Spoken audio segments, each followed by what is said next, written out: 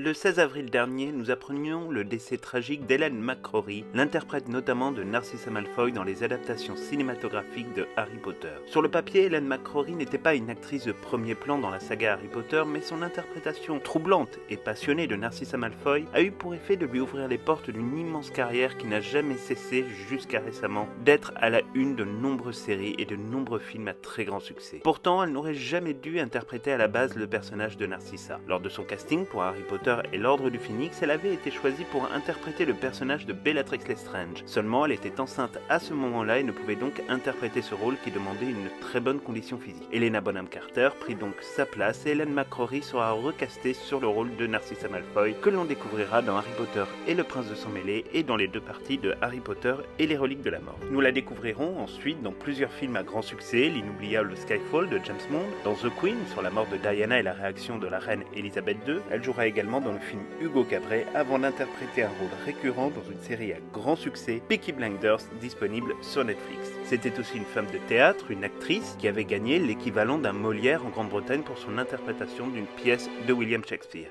Ellen McCrory est décédée suite à une longue maladie à l'âge de 52 ans. Depuis, les réactions sur les réseaux sociaux, tant de la part des fans que de la part des membres du casting de Harry Potter et même de J.K. Rowling, se font chaque jour plus nombreuses. Dans un tweet, J.K. Rowling se dit bouleversée par la mort d'une actrice extraordinaire et d'une femme merveilleuse. Pour notre part, nous avons souhaité vous présenter en hommage notre vidéo consacrée au personnage de Narcissa Malfoy que cette formidable actrice aura incarné avec brio. Nous adressons nos sincères condoléances à sa famille et à ses deux enfants dans cette épreuve absolument atroce.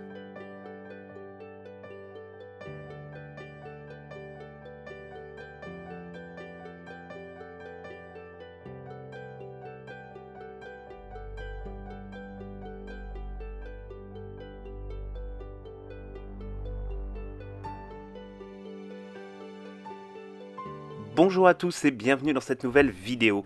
Aujourd'hui, en hommage à Ellen McCrory, nous allons nous plonger à la découverte de cette femme si particulière du Wizarding World, dont nous avions déjà eu l'occasion de parler dans nos vidéos consacrées aux femmes dans la saga Harry Potter pour célébrer la journée internationale du droit des femmes. Narcissa Black est née en 1955 de Senius et Druella Black dans la noble maison aristocratique du monde des sorciers que sont les Black. Elle a eu deux sœurs plus âgées en la personne de Bellatrix et d'Andromeda. Comme ses sœurs, Narcissa a été élevée forcément dans l'idéologie du sang pur et de la supériorité supposée des sorciers de sang pur. La pureté du sang dans la famille Black est une philosophie qui prend évidemment le pas sur tout autre sentiment et occupe donc une place on ne peut plus primordiale dans l'éducation des filles. La jeunesse de Narcissa est donc empreinte de ses enseignements et de la détestation nécessaire à avoir vis-à-vis de toute personne d'un statut de sang inférieur ou encore évidemment vis-à-vis des moldus. Narcissa a face à elle deux sœurs plus âgées, dont une tout particulièrement est une fanatique de cette théorie, la personnalité de Bellatrix. Narcissa finalement n'a pas le choix que de se construire autrement que dans la lignée que l'on a tracée pour elle il y a déjà bien longtemps. Cependant, un événement dans la famille Black va venir remettre de nombreuses choses en question, avec la défection de sa sœur aînée Andromeda qui va filer à l'anglaise avec un sorcier né moldu du nom de Ted Tonks. Cette trahison envers les valeurs de la famille Black engendrera une très grande crise à l'intérieur même de la famille qui vaudra à Andromeda d'être reniée, destituée de son rang d'une des familles les plus prestigieuses, tout du moins c'est ce qu'il pense, et sera même effacée littéralement de l'arbre généalogique des Black pour avoir trahi son sang. Rien ne permet véritablement de dire comment Narcissa a réagi au départ de sa sœur, qui était probablement bien plus bienveillante vis-à-vis d'elle que Bellatrix, qui avait déjà un caractère, comment dire, un peu dérangé et probablement très détraqué. Et, en tout cas, ce qui est certain, peu propice à l'amour, y compris dans un cadre purement fraternel. Narcissa fait son entrée en 1966 à Poudlard et sera répartie au sein de la maison Serpentard, évidemment, où elle rencontrera son futur mari Lucius Malfoy, ainsi que Severus Rogue et d'autres futurs mange-morts. Une fois de plus, elle baignera dans la magie noire et dans la même idéologie dans laquelle elle est enfermée finalement depuis sa plus tendre enfance. On sait peu de choses sur sa scolarité à Poudlard, cela avait finalement assez peu d'importance, et vous comprendrez pourquoi dans quelques instants. Il est probable que durant sa scolarité, elle ait connu les maraudeurs et également, évidemment, son cousin Sirius Black, mais qu'il n'était déjà plus du tout en odeur de sainteté dans la noble famille des Black, car il était considéré comme un traître à son propre sang, ce qui constitue une infamie évidemment totalement insupportable. A priori, il n'y aura jamais eu aucun contact particulier entre Narcissa Narcissa et Sirius, sans que l'on puisse en être certain cependant. À la fin de ses études, elle épouse Lucius Malfoy, qui est un mariage évidemment important pour la famille Black, car il respecte parfaitement la tradition d'union entre familles de sang pur. Il est fort probable que ce mariage ait été quelque peu arrangé, à l'instar du mariage pour le coup très fictif entre Rodolphus Lestrange et Bellatrix.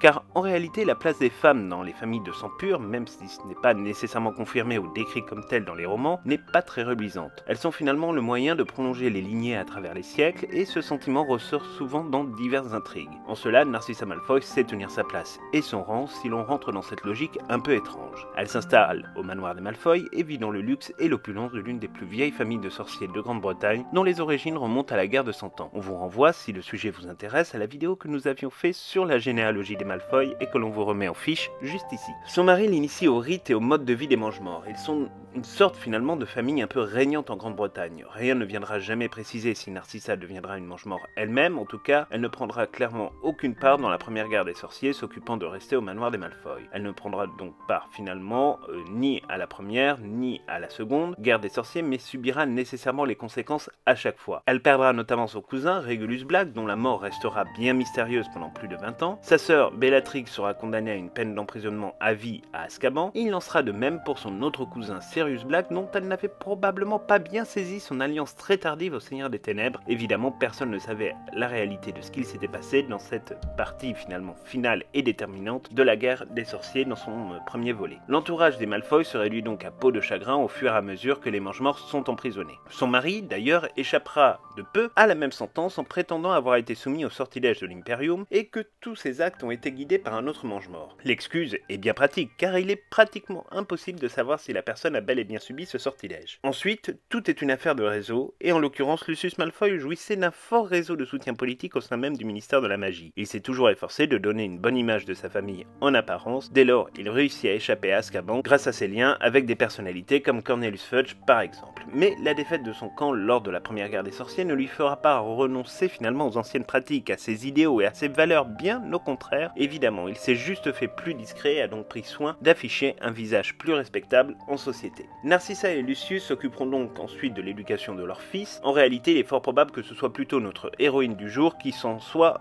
occupée. Lucius était bien trop occupé par ailleurs à faire ses petites combines politiciennes et à agrandir son influence au sein du ministère de la Magie. On observe alors deux types d'influences qui vont façonner la personnalité de Drago Malfoy. Du côté de sa mère, il recevra de l'amour, beaucoup d'amour, et du côté de son père, ce sera plus rugueux, plus rigide, plus complexe finalement. Alors qu'approche ses 11 ans et donc son entrée à Poudlard, un point d'échauffement va se créer entre Lucius et Narcissa. Si Narcissa compte bien que son fils fréquente Poudlard, il n'en est pas du tout de même pour Lucius qui souhaite que son fils rejoigne les rangs de l'école Durmstrang afin de recevoir une éducation plus rigide mais aussi tournée vers les forces du mal et la magie noire. Narcissa s'opposera très fortement à cette solution car elle ne souhaite pas être séparée de son fils plus que de raison. On sait déjà qu'elle enverra tout au long de sa première année des gâteaux et quelques petites douceurs pour améliorer le quotidien, ce qui signifie pour le coup une certaine forme d'anxiété de voir son fils déjà si loin. Elle a un besoin assez impressionnant compte tenu de son appartenance à une lignée pour le moins étrange de faire ressortir son côté maternel qui est certainement le meilleur côté de sa personnalité. Elle continue cependant à assumer pleinement son rôle de maîtresse de maison et apparaît de manière régulière au bras de son mari dans un certain nombre d'événements mondains du monde magique comme lors par exemple de la finale de la Coupe du Monde de Quidditch où elle accompagnera son mari dans la loge réservée au ministre de la Magie. En réalité, on découvre Narcissa Malfoy principalement dans les événements survenus à l'occasion de Harry Potter et le Prince de Sang-Mêlé. C'est à ce moment-là qu'elle va commencer à se révéler sous son meilleur aspect, peut-être celui qui est le plus frappant chez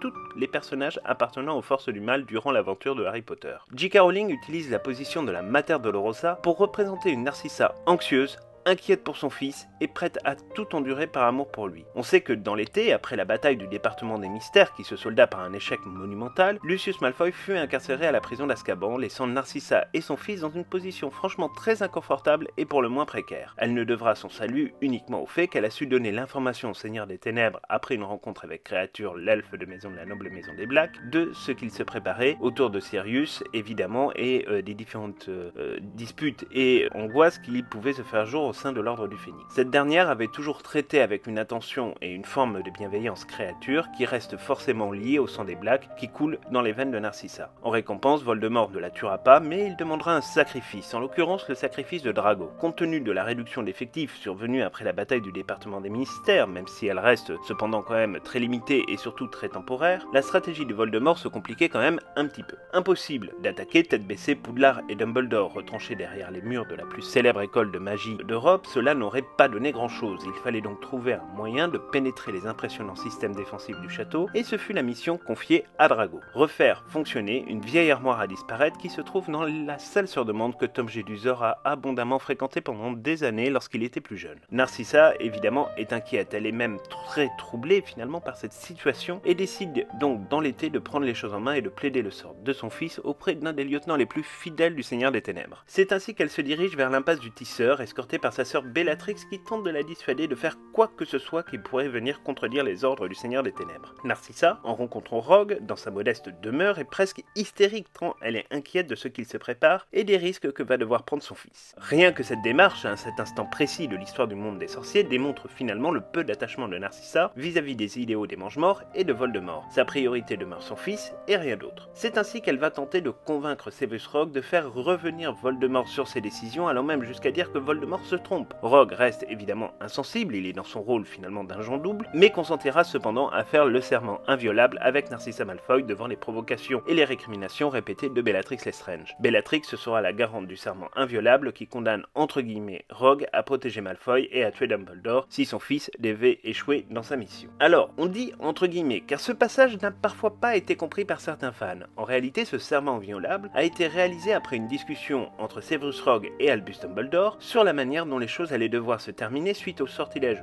subi par Dumbledore en éliminant l'Horcrux contenu dans la bague des Gaunt. Rogue n'avait donc aucun risque en faisant ce serment inviolable car il avait déjà fait une promesse à Dumbledore, une promesse bien sombre et bien macabre. On retrouve Narcissa une nouvelle fois dans les événements de Harry Potter et les Reliques de la Mort où elle jouera pour le coup un rôle absolument crucial. Narcissa Malfoy va être obligée, on l'imagine, franchement à son grand désespoir, de voir son manoir, sa maison familiale, transformée en quartier général des Mange-Morts et de Voldemort. Vraisemblablement, on comprend que Voldemort n'a pas tellement laissé le choix aux Malfoy, contre qui il a encore une très sévère rancune suite à l'échec de la bataille du département des mystères. Il les fait payer, on peut le dire, le prix fort, condamne Drago Malfoy à une tâche franchement impossible, occupe leur maison, les humilie en permanence en jouant sur des faits un peu dérangeants comme par exemple le mariage survenu dans l'été entre Rémus Lupin et la nièce de Narcissa, Nymphadora Tonks. L'humiliation ira jusqu'à exiger de Lucius qu'il donne sa propre baguette à Voldemort afin de combattre Harry Potter durant la bataille des 7 Potters. En effet, il faut se rappeler que Voldemort est en incapacité de combattre Harry Potter avec sa propre baguette en raison du lien qui les unit dans la perspective du Priori Incantatum. Cette baguette sera évidemment détruite pendant la bataille,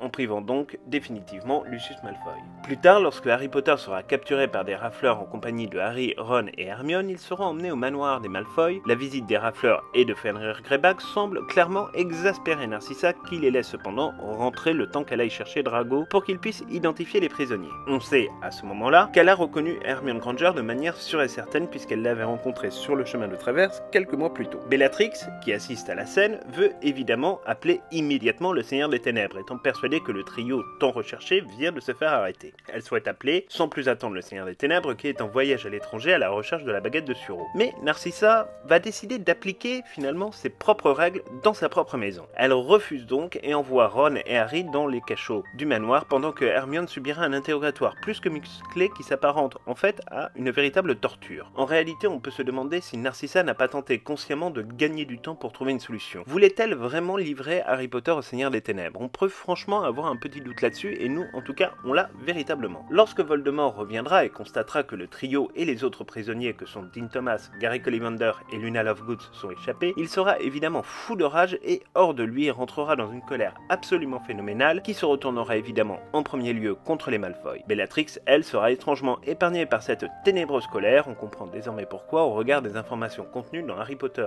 et l'Enfant Maudit, le pourquoi du comment, et on vous renvoie à une de nos dernières vidéos spécifiquement consacrée au personnage de Delphine Jedusor qu'on vous remet en fiche juste ici. Après la bataille du manoir des Malfoy, Narcissa donnera sa baguette à Drago, qui évidemment n'en dispose plus suite au désarmement effectué par Harry Potter un petit peu plus tôt. Évidemment, il était impossible de se procurer une nouvelle baguette, dans la mesure où Ollivander n'avait malheureusement plus de boutique, il était peu probable qu'il refasse du commerce avant un petit moment à son emprisonnement emprisonnement forcé dans le manoir des Malfoy. Durant la bataille de Poudlard, Narcissa se contentera d'être une sorte d'accompagnatrice finalement de l'armée de Voldemort. En réalité, elle voulait être au plus près de la bataille pour veiller du mieux qu'elle le pouvait sur son fils. Elle ne prendra aucunement part à la bataille de Poudlard et étant privée de sa baguette magique, perdue en plus dans la salle sur demande, elle ne pouvait évidemment faire autrement. Elle n'a donc pas eu de rôle actif pendant la première partie de la bataille, jusqu'à ce que Harry se rende dans la forêt interdite pour faire le sacrifice ultime afin d'arrêter cette folie. Lorsque Voldemort lance pour la énième fois le sortilège de la mort sur Harry Potter, il détruit en réalité son propre Horcrux. Horcrux qu'il avait créé de manière tout à fait inconsciente. Voulant s'assurer que Harry Potter est enfin bel et bien mort après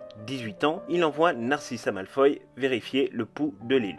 Cette dernière se rend bien vite compte que Harry est toujours vivant et que c'est dans un murmure qu'elle demande si son fils est lui également toujours vivant. Harry fera un léger mouvement signifiant que Drago est bel et bien en vie. C'est à ce moment-là que Narcissa va vivre son moment. Le moment où elle va pouvoir se repentir des actes de toute sa famille en mentant délibérément à Lord Voldemort, en lui disant que Harry est bien mort cette fois-ci. Voldemort revient donc en grand gagnant à Poudlard, tout du moins c'est ce qu'il pense, et c'est à ce moment-là que la dernière phase de la bataille va pouvoir prendre place. Alors, petite différence entre la réalité et l'adaptation cinématographique, dans cette dernière partie de la bataille, ni Lucius ni Narcissa ne vont prendre effectivement part au combat, et ils ne prendront pas non plus la fuite. Ils se contenteront dans un premier temps de retrouver Drago avant d'assister dans la grande salle à la mort de Bellatrix Lestrange sans que Narcissa ne bouge un sourcil, et ils assisteront également à la défaite presque définitive de Lord Voldemort. L'acte courageux et déterminant de Narcissa Malfoy évitera une peine d'incarcération à Azkaban pour elle et toute sa famille. Elle fera ensuite la connaissance de son seul et unique petit-fils, Corpus Malfoy, quelques années plus tard. Une fois encore, J.K. Rowling a choisi de faire du personnage féminin qu'est Narcissa Malfoy l'une des parts les plus importantes de toute la saga. Une femme dont le courage et l'abnégation au bon moment fera enfin pencher la balance du bon côté dans une bataille qui était on ne peut plus serrée, voire même perdue par les troupes de l'Ordre du Phénix et l'armée de Dumbledore. Encore une fois, c'est l'amour du maire qui va venir tout renverser,